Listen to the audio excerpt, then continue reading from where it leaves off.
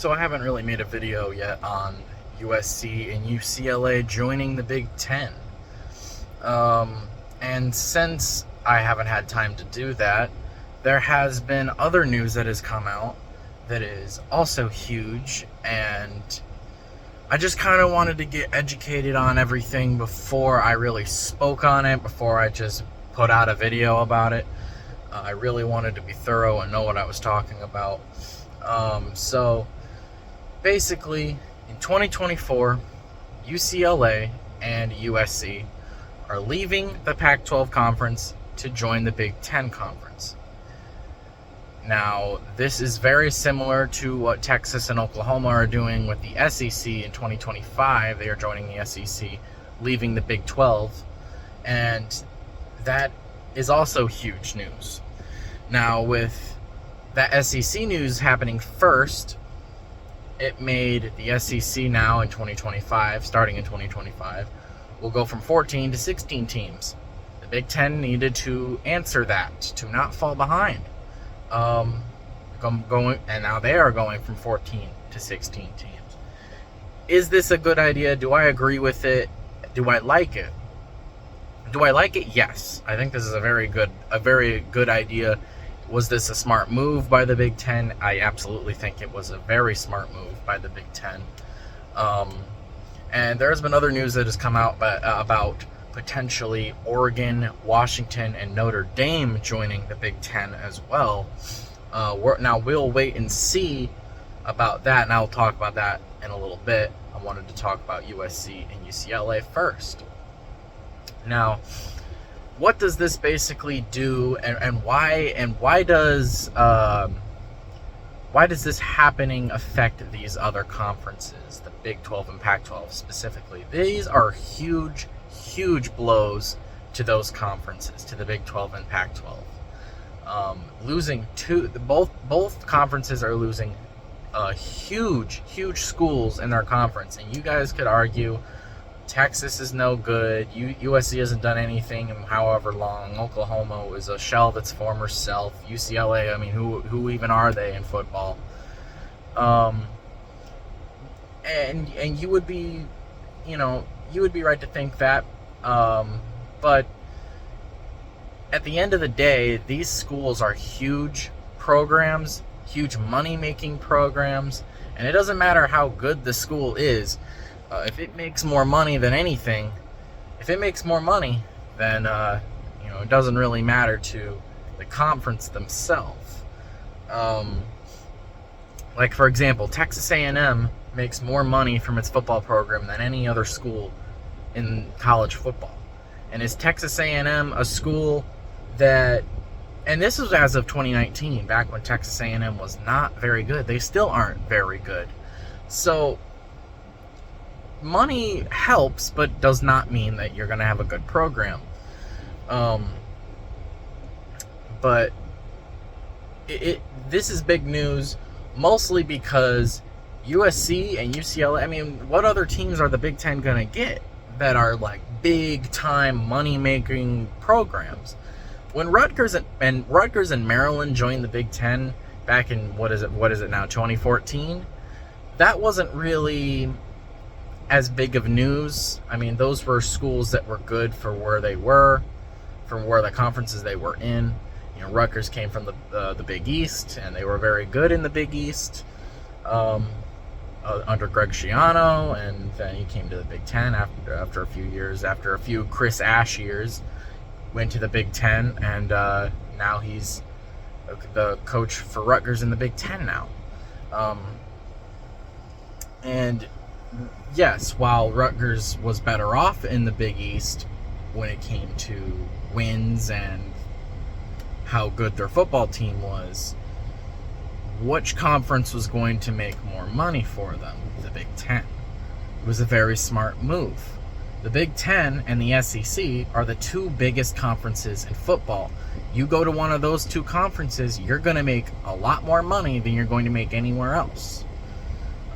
So, for example, the ACC, the Big 12, Pac-12, I don't even think they make half of what these other conferences are making, are going to make. I believe Um, those schools probably make about 35-40 million for each school a year, whereas in the Big Ten and SEC are about 100 million a year for each school, or over 100 million for each school.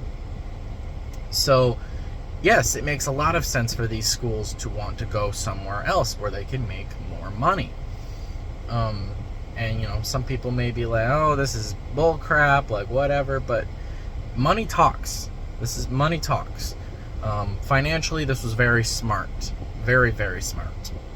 And I agree with it. But some people may be wondering, oh, why are they waiting till 2024, 2025? If you don't know how that works, basically what these schools, these conferences have is a grant of rights deal. So at any given point in the off season, a team from any given conference could leave and go play somewhere else, if in another conference, if they want to. But if they are still under a grant of rights deal with a specific conference for however many more years, they can play in that other conference, but until that grant of rights deal is expired, they owe that other conference that money.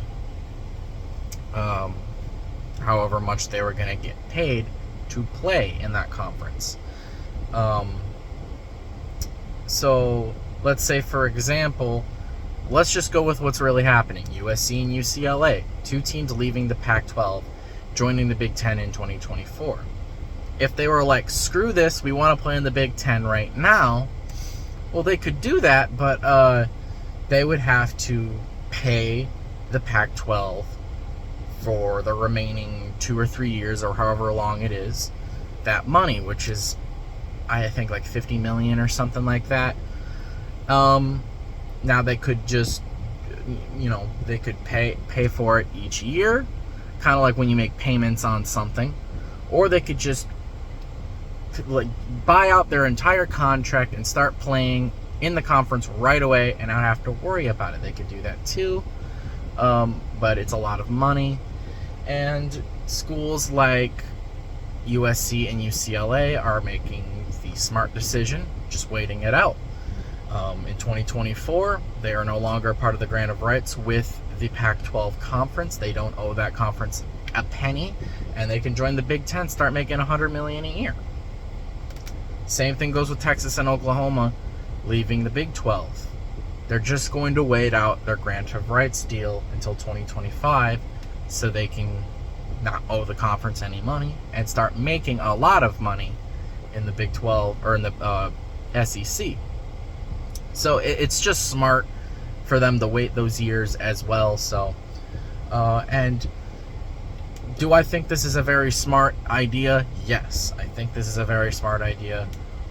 Very good idea, and a very, very smart moves from everybody involved, from all the companies involved, the Big Ten, SEC, and those specific universities. So that's what I was saying earlier. 2024 and 2025, these schools can leave when they want. Now, a conference like the ACC, on the other hand, they're in a much crappier situation when it comes to their grant of rights deal. While the Pac-12 and Big 12 are ending in 2 to 3 years, 4 years tops, and then those schools can do whatever they want, the ACC has an agreement with ESPN, basically, to be a part of this deal until 2036. Not 2026, 2036. So if any of these schools, let's say, for example, what a Big Ten, what was a big school in the ACC? Clemson. Let's say Clemson, one of the biggest schools when it comes to football, best programs in football in the last however many years, churning out guys like Trevor Lawrence and guys like that. Let's say that the ACC wants, or Clemson wants to leave the ACC and join the SEC, or whatever. Well, they can't really do that without spending a lot of money every year for the next 14 years, or just buying out their contract, which is probably would be like $500 million, which I don't care how big your school is, $500 million is a lot of money, and I don't think any of them would be willing to pay that kind of money just to get out of a deal. So if they wanted to do that, they would have to wait it out for 14 years before they could join a conference like the Big Ten or SEC. But so until then, they're going to be making $35-40 million a year, while schools like Maryland, a school that's not very good, or Vanderbilt or Missouri, are going to be making $100 million a year. And I could see why that wouldn't make some schools pretty. I would make that, would make the ACC teams kind of unhappy about that. Oregon and Washington and Notre Dame. Now that I've moved on from that, brings me into this next thing. Oregon, Washington, and Notre Dame. Could they join the Big Ten too? Apparently, Oregon and Washington, I don't know if this is true or not, so don't take my word for it. You can do your own research on this stuff. Oregon and Washington want to go to the Big Ten, start playing in the Big Ten as soon as they can. But also, apparently, the Big Ten Conference is waiting to see what Notre Dame wants to do. Because apparently they have asked Notre Dame, and they want Notre Dame to join the Big Ten.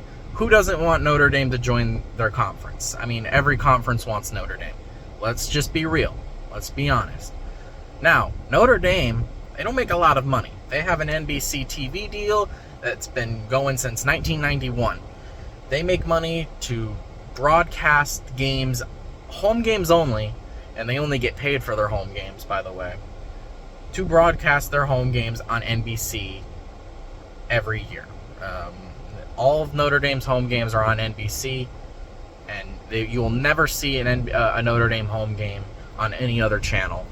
And I believe Notre Dame makes about $15 million a year from that deal, which is nothing compared to the money that some schools are making. Yes, when Notre Dame signed this TV deal back in 1991, it was huge. No school had a TV deal, but now every school has a TV deal, and $15 million a year is chunk change. Will Notre Dame stick to their guns and leave the independents? Or I'm sorry, will they stick to their guns, stay an independent team, which is very possible? Will they join the Big Ten? Will they leave and join the Big Ten? Or will they go to the ACC? Now, that one would make a lot less sense, and honestly, I think that possibility is a lot less likely than them joining the Big Ten or just staying an independent. They'd be stuck in that deal for however long it would be. It would be huge for the ACC, but not great for Notre Dame. They would make more money. Yes, they would make more money. But they could make a lot more money in the Big Ten Conference.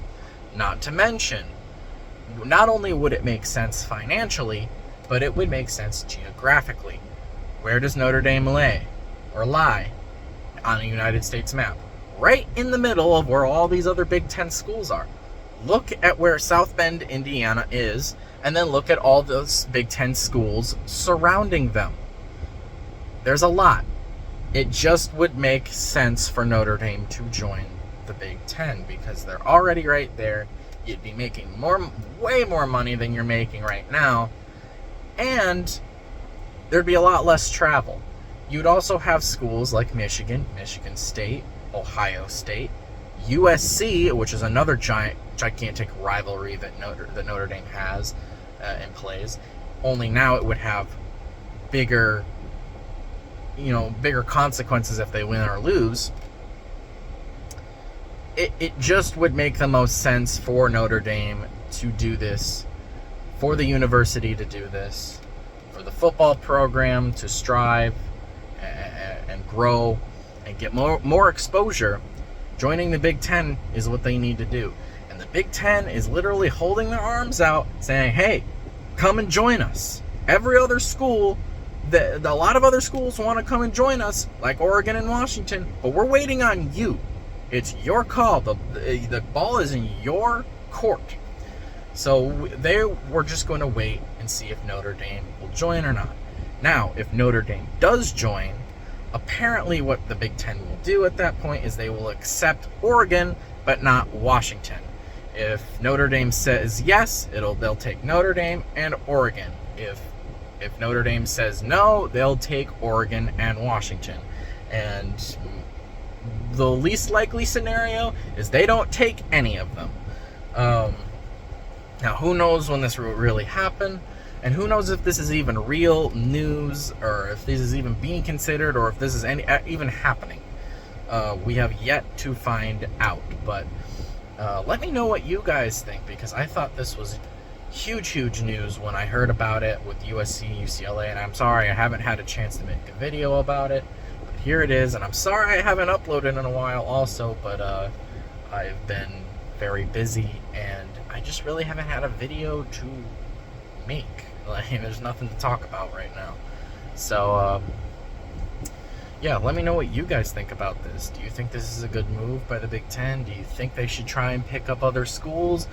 Do you think that someday, after 2025, all these other schools are going to leave the Pac-12 and Big 12, and all we're going to have is the Big Ten and the SEC dominating football, while we have the ACC until 2036 at least, just kind of doing their own thing? Or will 2036 come and every team is going to leave their godforsaken conference, and it's just going to be the Big Ten, the SEC, and Notre Dame?